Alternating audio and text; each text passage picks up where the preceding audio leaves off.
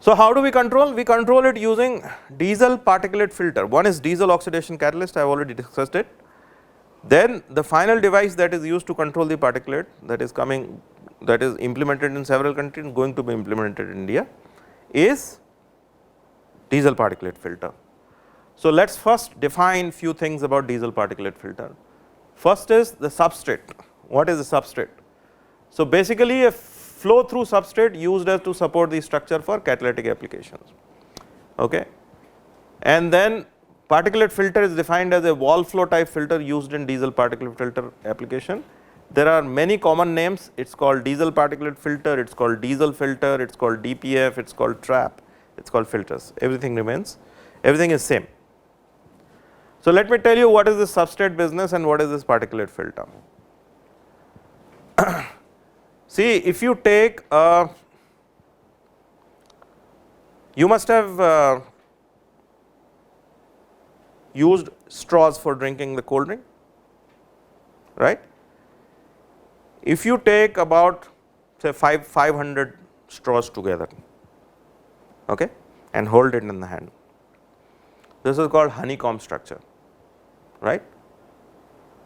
Now, if it is through and through, that means if the straws are open on both ends, then this becomes DOC, diesel oxidation catalyst, right.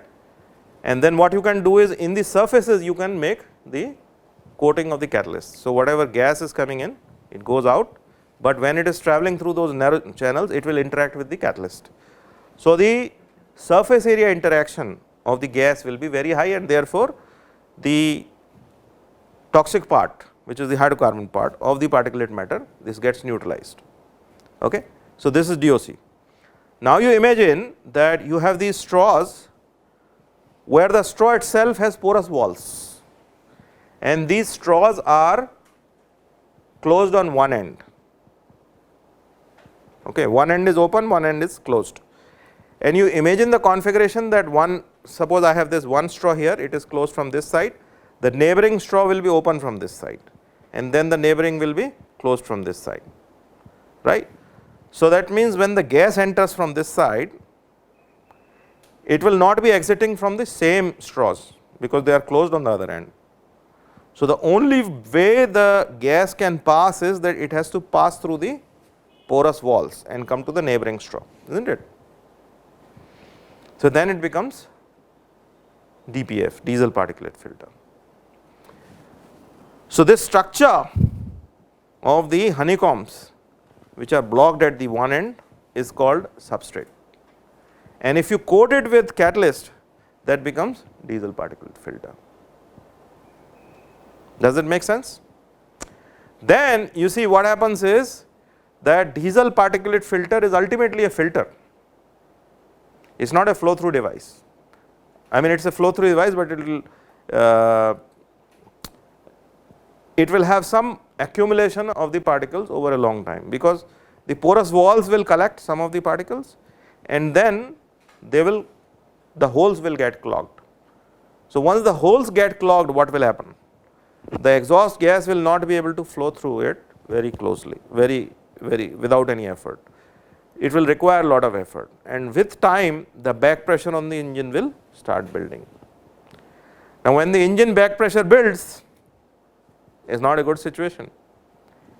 Engine back pressure is just a very bad news for the engine.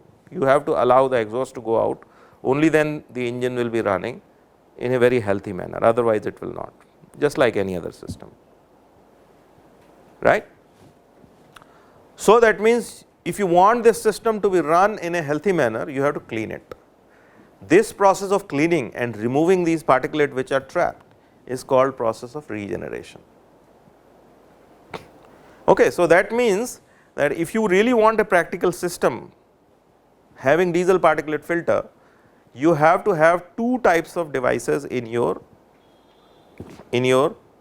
vehicle. One is that you should have a collection system, particulate collection system, and the other one is that you should have a particulate DPF regeneration system. So, regeneration is basically the cleaning of the soot collected in the filter, and basically it collects the particulate matter, Now, as I said, it has two parts, particulate matter has two parts. One is the hard carbon, which is just C, and the other one is called the organic matter, which is called soluble organic fraction. Even if you have high molecular weight hydrocarbons adsorbed, it is ultimately hydrocarbon. So, it will be soluble in organic solvents, and therefore, it is called soluble organic fraction. This soluble solvent can be benzene or toluene. Okay. So, soluble organic fraction basically is condensed hydrocarbons, unburnt fuel and lubricating oil. All this, wherever you have hydrogen coupled with carbon, that is all part of soluble organic fraction. So, if you look at the particulate matter, two parts, carbon, hard carbon, which is not toxic, but it is just a nuisance. The other part is soluble organic fraction, which is really the dangerous part. Okay. So, when you put the particulate matter through the DOC, it does not reduce it reduces PM mass by only 30% but mostly it reduces SOF. So, it reduces the toxicity of the particulate to a great extent, but particulate mass it may not reduce to a great extent. But if you put this particulate matter through the DPF, the mass reduction will be of the order of 98%, 95%. Okay. So, it has a great efficiency, that is the disadvantage, and that is why DPF is a higher technology compared to DOC. So, this is the typical diesel particulate filter, as you can see, and if you look at this, each cell, this is how it looks.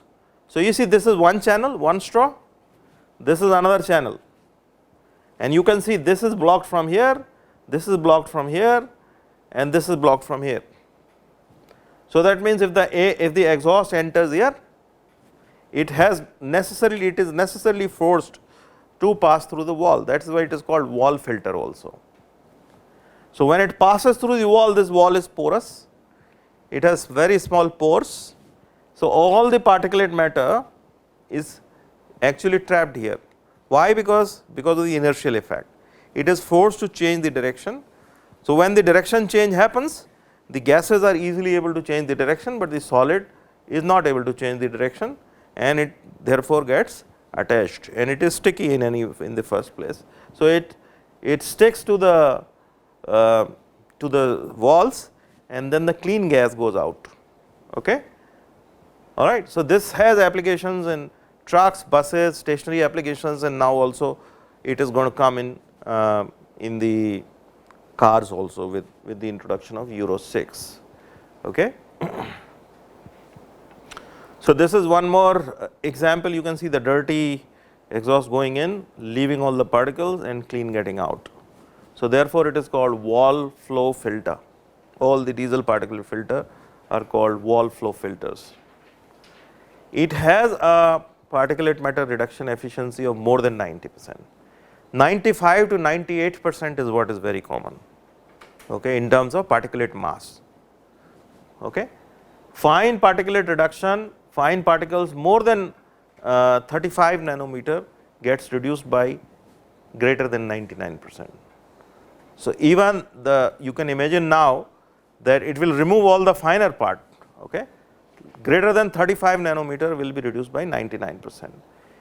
Although it is not designed to control CO and HC, and that is not a major problem in diesel engine in any case, but still, since it is coated with catalyst, this catalyst actually also reduces CO and HC by greater than 70%. So, it is a fringe benefit, a minor benefit. NOx, it is not designed for reducing NOx at all. Okay. So, NOx, it does not have any sizable effect, and odor, of course, the smell that comes out from the engine exhaust is completely taken away by DPF. Okay. So, this one technology is actually patented by Engelhard. It is called DPX technology, it is a trademark of Engelhard. So, this is just one typical example that I want to give you. I mean, I am sure there are many other companies which have patented their own technology very small variations of this in their own name, just like typically things are done in automotive industry. Okay. So, this is one example. So, this is a basically corderite wall filter. What is corderite? Corderite is nothing but a type of ceramic material, and it is catalyzed. So, that means it is a porous material, ceramic material. It is wall flow type filter. I have already explained what is wall flow. And if you apply some catalyst of precious metals such as platinum, ruthenium, they are coated in it, and it leads to 70 to 98% total particulate matter reduction, 60 to 80% carbon monoxide reduction, 60 to 80% hydrogen reduction, flexible one substrate design, and they have patented it. It is sulfur tolerant. So, sulfur or sulfates actually do not affect its characteristics, regeneration characteristics significantly. So, this is one example of the one type of diesel particulate filter. So, this is just another cartoon showing the same thing, that exhaust goes in with soot, carbon monoxide, hydrocarbon. What comes out is exhaust with carbon dioxide and water, because CO and HC is taken out and soot is also knocked out. Okay. And this is ceramic honeycomb with wall supported catalyst. So, catalyst is coated here. Sometimes you can also place a catalyst in the front or within the filter to oxidize NO2, NO2. And NO2 you can then use in continuous regenerating trap or some such device for oxidizing the remaining particulate or other species. I will discuss about it. So, you actually want to first oxidize to NO2, NO2 and use this oxygen in the NO2 to neutralize some other species. Okay. In CRT we will discuss. Okay. So, at the end you have these cell plugs, and cell plugs are there on one side of each channel. You see, the diesel substrates are available in different sizes and different shapes. They could be circular, they could be oval, they could be whatever design you want. You just give them the shape, you just give them the cell density, you just give them the wall thickness that you want, you just give them the material.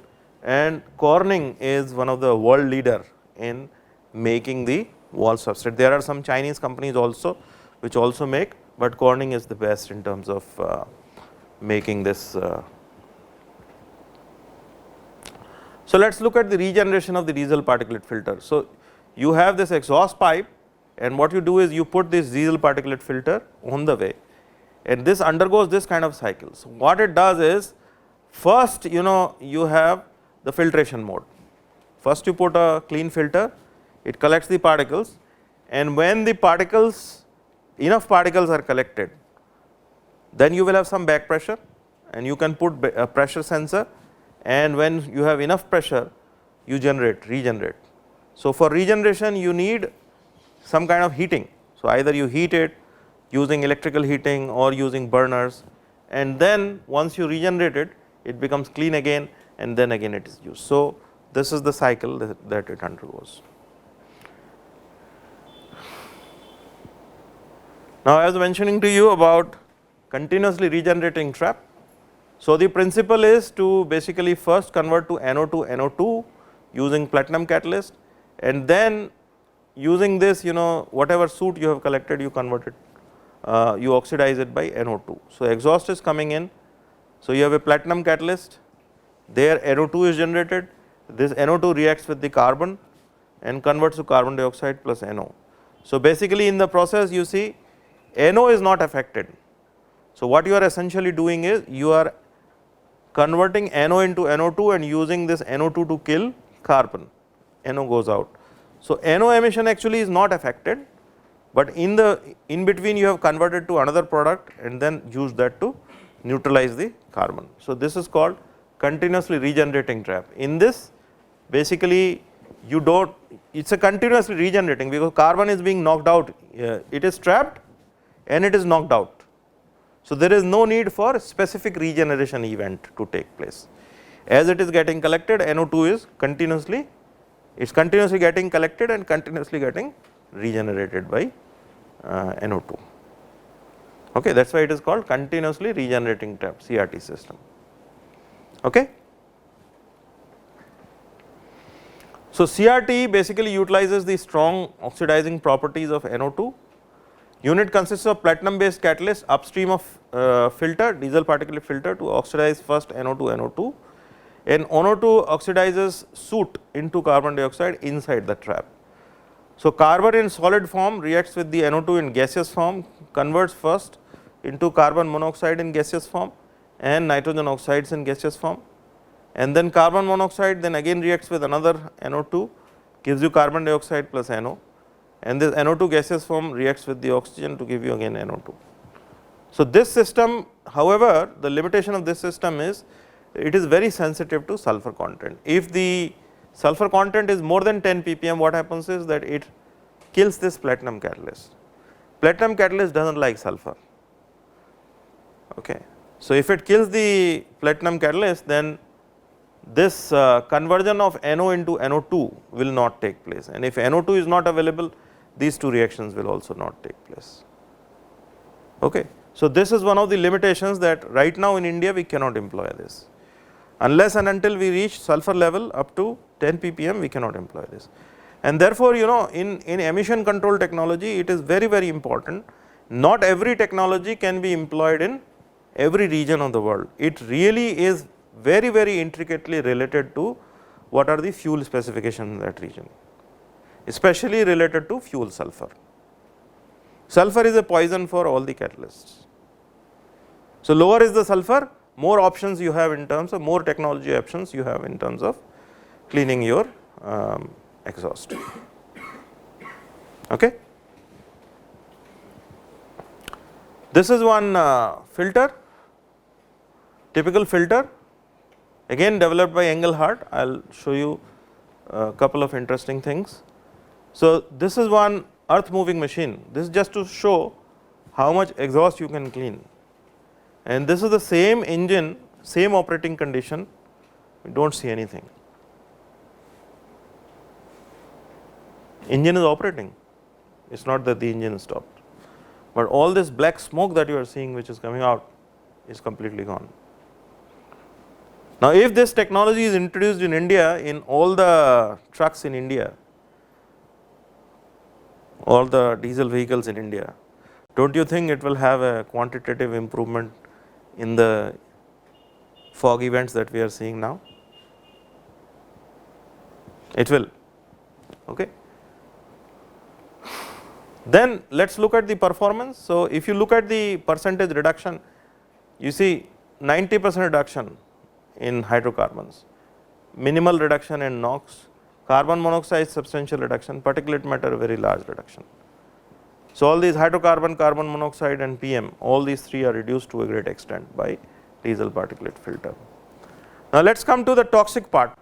I think I mentioned to you that there are many species which are called polycyclic aromatic hydrocarbons, which are very toxic substances, although they are present in very small concentrations in the exhaust, but they are highly toxic. These are the species which are formed inside the engine and they come out either in vapor form or in the condensed form on the particulate matter, and they are in very small concentration. Detecting them is extremely challenging. It requires very thorough experimental studies. So, scientists have done lot of studies, and here 18 different hydrocarbons, toxic air hydrocarbons, which are basically polycyclic aromatic hydrocarbons, which are detected to be coming out of diesel engines. And I will read some of the names, I will not read the entire list.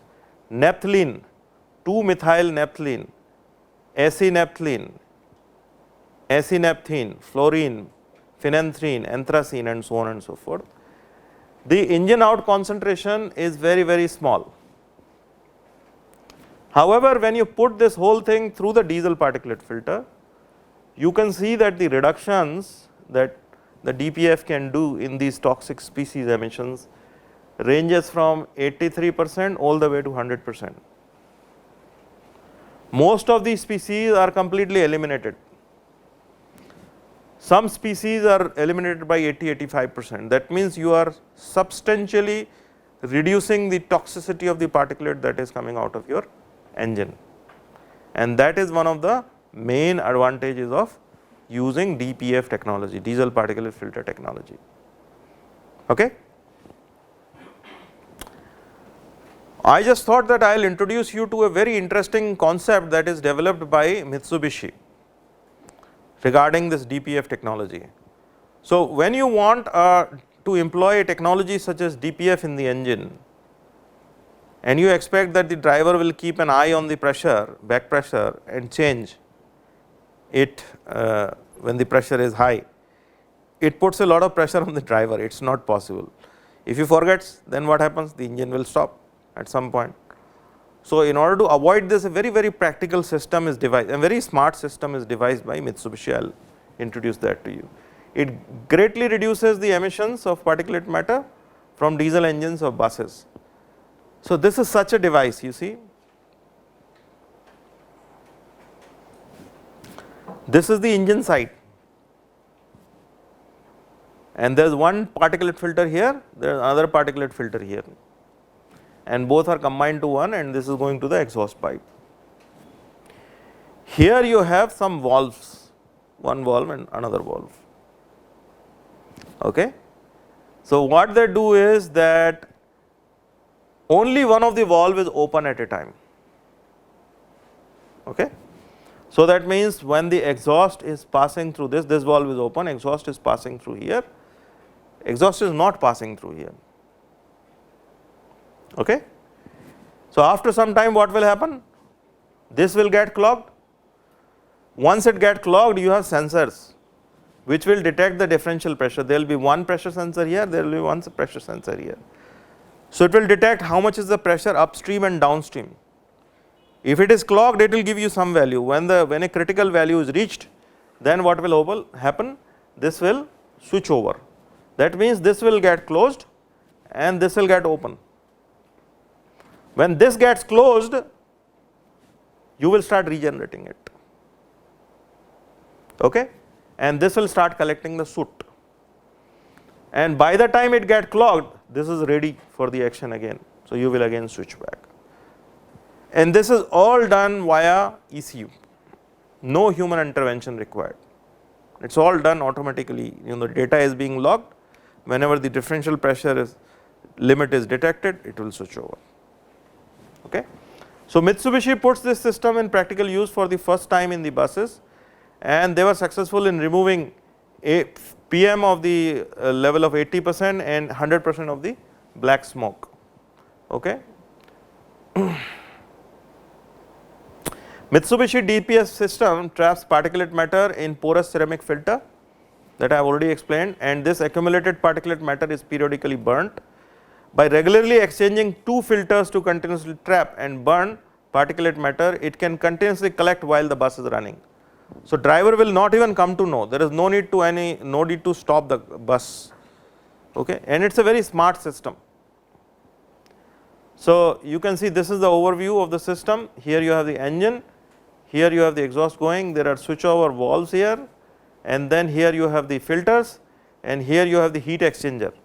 Why heat exchanger? Because when you want to burn the soot, what you do is you just increase the temperature, and when you increase the temperature, blow some amount of air, combustion takes place, oxidation takes place, not combustion but oxidation takes place, and you clean it up.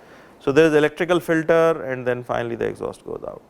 So, if you look at the system overview, there is a two filter assembly, there is the exhaust gas control valve, there is airflow sensor for temperature and pressures, and then electrical heaters and electrical heat convectors. So, that is how the system actually works. Okay. So, this is all about diesel particulate filter. Let me just very briefly talk to you about NOx reduction technology. Remember, in this course I am only introducing you to DOC, DPF and NOx control technologies. I am not going into details, it is just brief introduction that I am covering. Okay.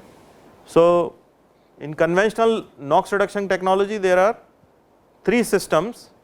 One is the urea SCR system, the second system is called hydrocarbon SCR system, and the third is called NSC, NOx storage catalyst, or this is sometimes also called lean NOx trap. So, I will just give you a very brief overview of what these systems and chemical reactions that are involved are. Say here you have a urea being thrown into the system. Urea is NH2CONH2. When the urea solution is thrown in the presence of some catalyst, it splits into its constituents. So, NH2CONH2 plus H2O is 2NH3 plus CO2. So, every molecule of urea is going to generate 2 molecules of ammonia, and ammonia is a very strong reductant, okay, very strong reductant. So, you are using the extreme reducing properties of ammonia to reduce NO2 or NOx into nitrogen. That is what you do in urea SCR.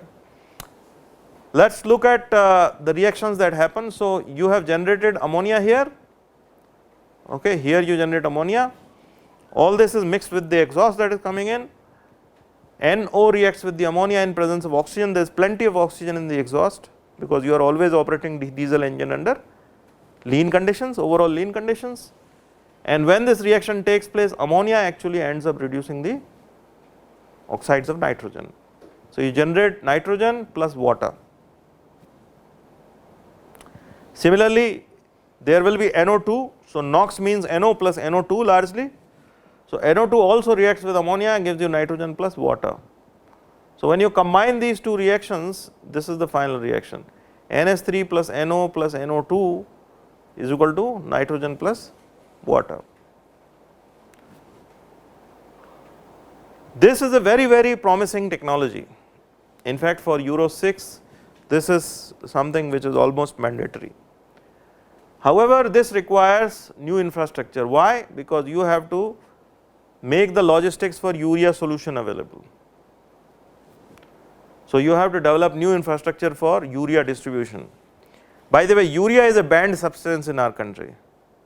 Why it is a banned substance? Although it is available to farmers as a fertilizer, but you can't just go and buy urea, because urea can also be used for making explosives and create trouble. Okay, and that is one of the main concerns in a country like ours, that whether we should make urea solution available, because for making the urea solution available you have to make urea available in public, and that can lead to security issues. So, this is one of the concerns that we have in our country. Second is that you have to basically develop all these kind of equipment and install them, and the third is that this urea solution is, it is a very dilute solution of urea and water. When you go to sub-zero temperatures, this urea solution will freeze, and if it freezes it will not flow. If it will not flow, it will not give you any protection against the NOx formation. So, this also remains one of the main concerns and issue which is still unresolved. The second technology is hydrocarbon SCR, which is not as popular as the other two technologies, but still it is a one technology option. That is, you are using the hydrocarbons, fuel essentially, to control the NOx emissions. So, same kind of technology, NO plus any CXHY, any fuel in presence of oxygen, you can convert into nitrogen plus water. It has restricted temperature range where high NOx reduction efficiency can be achieved, only very small window, and therefore, because of this very small NOx reduction window, this technology, although it is a technology option that is available to you, is not very popular. Okay. Third technology option that you have is called NOx storage catalyst. I will talk to you about a little bit more in detail about it. So, basically what you do in NOx storage catalyst is a very simple thing. Diesel engine, you are operating in lean condition all the time. Remember, how do we kill NOx in gasoline engine, in stoichiometric engine? What do we use? Three-way catalytic converter, and three-way catalytic converter had extremely high efficiency. The only problem with three-way catalytic converter is that it will just be ineffective if there is oxygen in the exhaust, right. So, what you are doing is that you basically have some system by which you keep collecting the NOx when the engine is running in lean mode. Lean mode, general mode, when the diesel engine is operating, it is producing NOx, it is being adsorbed. And when your adsorption capacity is over, then what you do? Nowadays all the engines are ECU controlled. So you can inject more fuel and make it run for a very brief period in stoichiometric condition, put more fuel. And during that time this NOx is dissolved, it comes out in the exhaust stream, and then you put a 3-way catalyst and kill it. So during the lean period it is not allowed because it is arrested before it goes out, and when it is released you have the 3-way catalyst to neutralize it. Okay. So basically it keeps on alternating between the lean operation and rich operation. Lean operation is when it is getting trapped, rich operation when it is getting neutralized. Okay. So basically you see in lean operation you have NO plus oxygen plus some metal oxide. Okay. It forms you metal nitrate, MnO3. Metal can be anything, it could be lithium, it could be barium, some basic metal. Okay. So it will form this nitrate, which is a highly unstable compound. Under the rich condition, the unstable compound reacts with the carbon, gives you metal oxide plus carbon dioxide plus nitrogen. MnO3 plus in the rich condition you have lot of hydrogen being produced, lot of carbon monoxide being produced, lot of hydrocarbon being produced in the exhaust, especially in a diesel engine, right. So you use all these 3 species, when they react with the MnO3 they convert this back to metal oxide plus hydrogen plus nitrogen, they kill, and this metal oxide will then be available again for trapping in the lean mode. So you keep flipping between rich and lean phase. So NOx reduction efficiency at low temperature is one issue here, it cannot work very well at lower temperatures. This technology ensuring rich mixtures is also very difficult because you have to run the diesel engine close to stoichiometric, and this is a big problem. And then you see when you run a diesel engine close to stoichiometric, obviously you are putting a lot of fuel which is non-work producing, so fuel penalty is also there. So it affects the mileage of the vehicle. I will skip this slide, these are all other advanced technologies being. So NOx technologies operating experiences that passively lean NOx catalysts are used in passenger cars in Europe. NOx adsorbers have been used in vehicle trials, SCR technology is used in various stationary genset systems and agricultural systems, marine vessels, locomotives, and have been used in trucks, and plasma technology that is under the laboratory stage, plasma NOx reduction technology. So these are some of the performances, and so you can see that since 2000 all these technologies are being developed, and some of them are really matured for application in the vehicles. So I will just discuss, as I said, I will discuss couple of more slides on lean NOx catalyst and how do they work. So this is also called LNT or NOx adsorber catalyst, the new technology which was developed in late 1990s. NOC uses a combination of base metal oxide and a precious metal coating for effective control of NOx. The base metal component, for example barium oxide, reacts with the NOx to form barium nitrate. I have already explained the chemical reaction to you, and therefore effectively storing the NOx onto the surface of the catalyst, only the surface, it is a adsorption process, more of a surface reaction process. When the available storage sites are occupied, the catalyst is operated briefly under fuel rich low oxygen exhaust conditions, and once it is fuel rich low oxygen conditions you can basically use 3-way catalyst. So this precious metal is used as 3-way catalyst, same metal as what is used in 3-way catalyst. So this releases the NOx from the base metal storage site and allows it to be converted over the precious metal component to nitrogen and water vapor. So NOx comes in, during the lean it is trapped and nothing goes out. NOx comes in, nothing goes out. Base metal gets converted into base nitrate. During the rich condition, NOx does not go and only the nitrogen comes out. Rest of the things will of course go in and out. So, but the problem is, as with other technology, whenever you use precious metal, sulfur becomes an issue. So you have to have very low sulfur. sulfur poses a challenge for NOx adsorber. In addition to storing the NOx adsorber catalyst will also store sulfur. See, what happens is sulfur when burns it forms sulfur dioxide. Sulfur dioxide becomes sulfur trioxide, and when sulfur trioxide reacts with the metal oxide, it becomes metal sulfates, barium sulfate. Barium sulfate is more stable compound, so it will not get converted back into barium oxide. So, whatever sites are now in sulfate form, they will not convert back into oxides. So, they have to be then heated to a very high temperature in order to convert it back into metal oxide.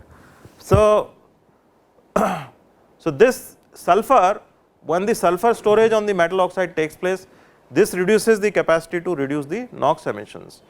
Although 2011 and later year model, non-road engine must be ultra low sulfur fuel.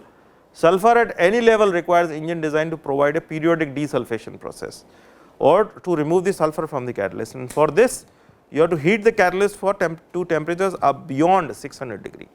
So, that means after every few months you have to actually do the desulfation process in order to remove the sulfur dioxide. This is similar to NOx regeneration process, but at high temperatures. We expect that NOx adsorbers will first appear in light duty automotive applications. So, NOx adsorber, periodically you can do the fuel injection. So, when you do the fuel injection, this whole thing will get heated up to temperatures above 600 degree, and it will do the desulfation process. So, this is the desulfation process of the NAC. A lean NOx catalyst uses unburnt hydrocarbon to reduce NOx over a catalyst. Catalyst may contain precious metals such as platinum or zeolite. NOx conversion efficiencies depend on many factors, but typical values are 10 to 25% over practical duty cycle. Lean NOx catalysts do not have adequate NOx reduction capacity. However, lean NOx catalysts are often excellent option for retrofit. They are usually easy to install and integrate with the engine and equipment.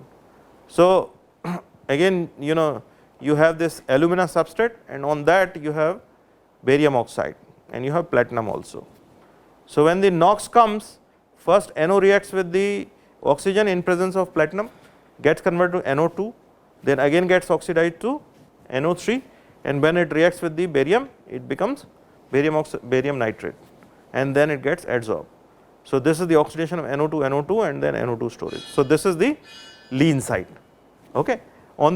So, this is the lean condition, NO comes and it gets stored as lean option. Now, this is the rich side. So, when you have rich side, you have lot of hydrocarbon, carbon monoxide and also hydrogen coming in. So, when this attacks, this reacts with the barium nitrate and it leads to release of NO2. So, when this NO2 along with HCCO and H2, this comes in presence of platinum catalyst, it gets converted to CO2 plus water plus nitrogen. Here are the reactions. So, this is first is a decomposition of NO3 with carbon monoxide. So, barium nitrate, when it reacts with the carbon monoxide, it gives you barium oxide plus NO2 plus CO2. Basically, it is a desorption process. Carbon monoxide leads to desorption of oxides of nitrogen from the barium, and you have this barium oxide restored again, and NO2 comes into the exhaust stream, and then decomposition of this NO2 and NO2 with hydrogen. So, if hydrogen is available, this barium nitrate reacts with the hydrogen, gives you directly barium oxide plus NO2 plus hydrogen. Basically, you can see that if the hydrocarbon, carbon monoxide, hydrogen, these three are available, this will lead to desorption of NO2. Okay. So, now NO2 in presence of this will again go to three-way catalyst. So, three-way catalyst, NO2 plus carbon monoxide or hydrogen, this gives you NO plus CO2 or water, and then this NO reacts with again one more carbon monoxide, gives you nitrogen plus carbon dioxide. Is this clear? So, again this is another cartoon showing this carbon monoxide plus hydrogen plus hydrocarbon. When it first it dissolves the barium, dissolves the NO2 from the barium nitrate, and this NOx along with this ruthenium catalyst in the absence of oxygen, it reacts and gives you nitrogen plus carbon dioxide. Okay. Very briefly about selective catalytic reduction. SCR is the most effective NOx reduction technology for heavy duty trucks. Benefits is that you can adjust your combustion to highest temperatures and do not worry about NOx, do the highest possible temperature combustion, and when you do that you get the best efficiency combustion, you can get the best mileage, and whatever NOx is being formed because of this high temperature combustion, you can neutralize this very effectively using SCR technology. Okay. So, you can optimize your combustion to best fuel economy and lowest particulate formation. So, basically when you use SCR you do not worry about particulates, because you can optimize your combustion, you can do high temperature combustion and no particulate get formed in very high temperature combustion, only NOx will form and that you kill. Okay. So, you do not need to use both. Okay. So, this is one advantage. So, today the SCR technology is suitable in temperature window of 250 to 550 degree centigrade, hence only marginally feasible for vehicles with diesel engine operated in city. For example, if I want to have this SCR technology in my car for coming from my home to my office, it is only half kilometer. So, by the time I start my car from home and stop here, the exhaust system will not be at 70 degree, not even be at 70 or 80 degree. This will not work, because the technology, the window is 250 to 550 degree centigrade. So, only long haul applications, for example long haul buses, long haul trucks, it is applicable, because the operational window is 220 to 250 to 550 degree centigrade. So, anyway diesel engine exhaust temperature is also very low. So, use of an oxidation catalyst upstream of SCR, the operating window can be expanded to temperatures below 200 degree. So, when you use oxidation catalysts, oxidation reactions are also exothermic reaction. So, even if the temperatures are above about 200, oxidation catalyst will increase the temperature further. However, low sulfur fuel is then necessary, because the DOC does not like sulfur. Okay.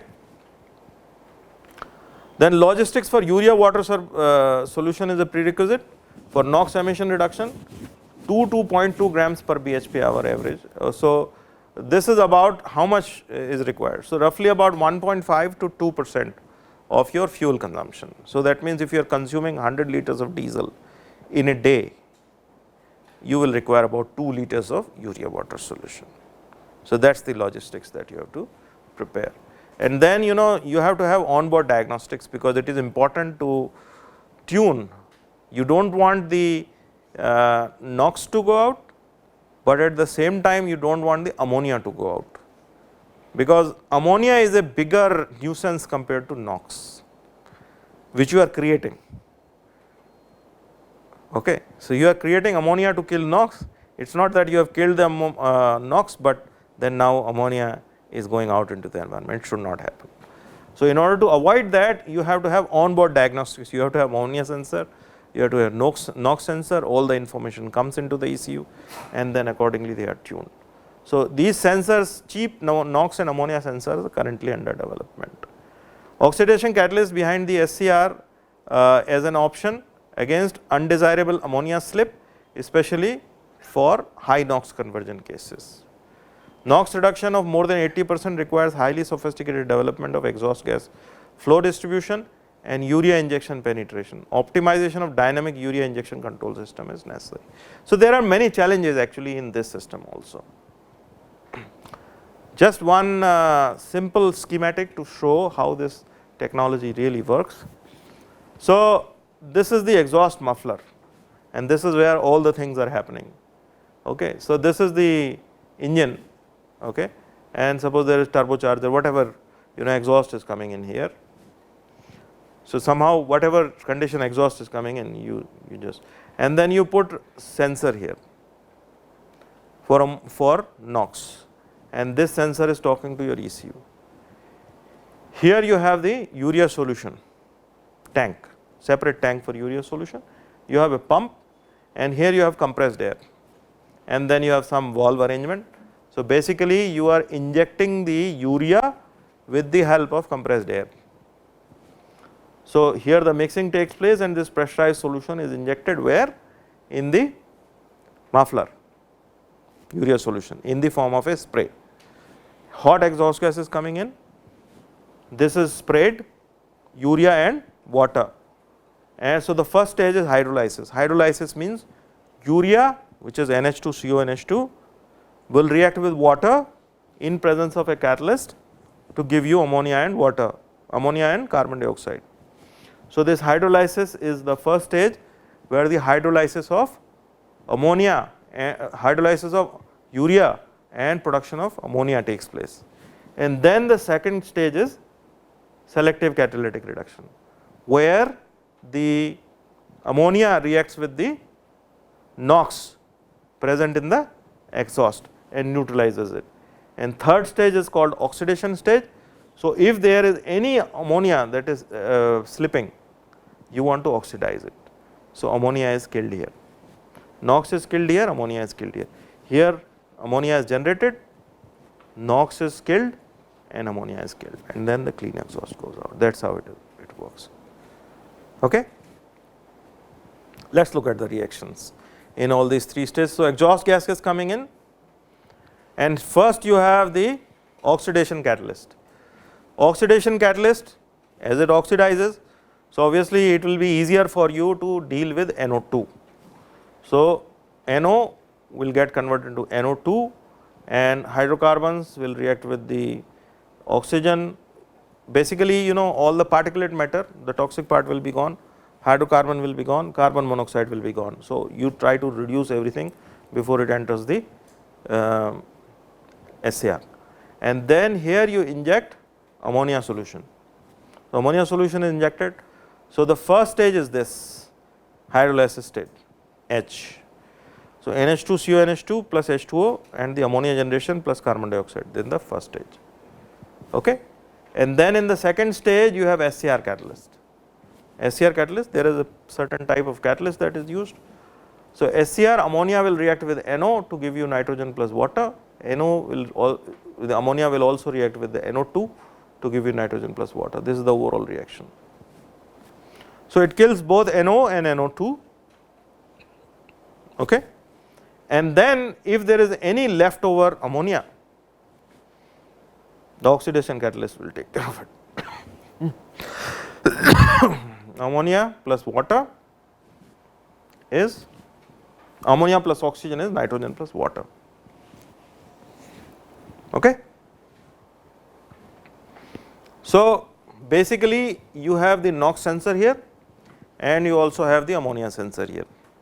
So, suppose you have NOx coming in, right. If the NOx coming in, that means what? That means that you are not putting enough ammonia. So, that means there is a time to increase the flow rate here. When you put in more urea, ammonia will be generated, more ammonia will be generated, and then more ammonia will kill the more NOx. Okay? So, depending on the NOx reading, you will adjust your flow rate of the urea solution. If ammonia is going out, that means you are producing more ammonia than required. Okay? So, you will reduce the flow rate. That is how the optimization is done. Okay? Although there is a possibility that it will be killed here, but even if it is not killed, you will detect it. Okay? Make sense? So, you see here these are the three stages, and the primary function is given in green and the secondary function is given in the blue. So, hydrolysis catalyst, the primary function of course is to generate ammonia. SCR catalyst, the primary function is to take care of NOx, secondary function is to take care of hydrocarbons. This reaction also takes place. And the last stage, the primary function is to kill ammonia, secondary function is, as a fringe benefit, you also can kill carbon monoxide if it is present. Okay? So, this is also extremely important set of chemical reactions. Now, this system is quite big, it has 3 different types of catalysts. So, how big is the system? So, this is just a typical, just to give you a idea of size. So, this is for a typical truck SCR system for heavy duty diesel engine to meet Euro 5 standards without particulate trap. How big is this system? So, if you look at this system, this is about 1 meter. What is the diameter? It is about 1 feet. Okay. So, it is not very big, and so this is the inlet and this is the outlet. So, here the inlet is going from here, urea is being injected, exhaust is flowing in this direction. So, here you have hydrolysis, then SCR catalyst and oxidation catalyst and going out. So, these are the processes.